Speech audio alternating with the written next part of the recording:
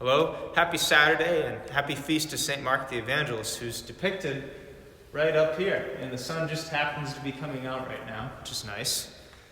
Why is he depicted with a lion on his gospel?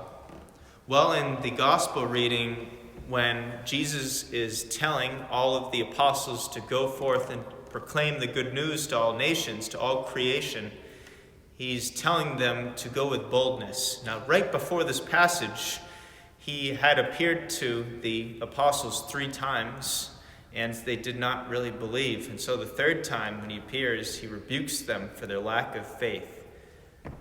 St. Mark perhaps gives us a little bit of a window of what it was like to accompany Peter, as has been believed for centuries. St. Mark, who's called John in Acts, probably had a dispute with Paul along the way, and he broke off and followed Peter. Peter very much wanted his account to be the most human.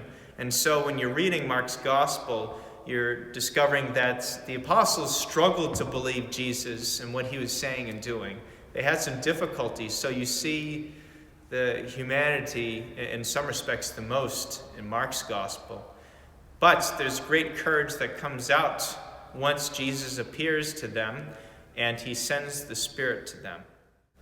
St. John Henry Newman has a fascinating little account of St. Mark the Evangelist because he actually calls him one of the most courageous in terms of his type of moral awakening, even more than St. Paul. In fact, describes St. Mark's conversion towards courageous orthodoxy as being a far greater conversion from being a second guesser to one who's upright towards the end of his life than St. Paul's own conversion when he was blinded with his zeal to being a great evangelizer of the faith. I like that because I myself struggle with second guessing a lot. Even when I was a kid, and I still do, I struggle if I go into a supermarket to pick out the various vegetables or fruits or candies.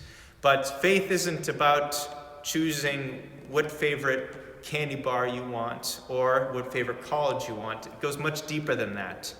When you make a yes to God, that promise, it's not just a one and done deal, but it has to be renewed each day. And the yeses you give to Jesus, it's through the gospel we come to grow more and more in love with him. We come to grow more in love with him through the sacraments, especially renewing our baptismal promises this Easter season. And please God, when we're able to open up the church again, to be able to receive him body and blood. Let's ask St. Mark's intercession that we never grow tired of asking Jesus pardon for our second guessing to him.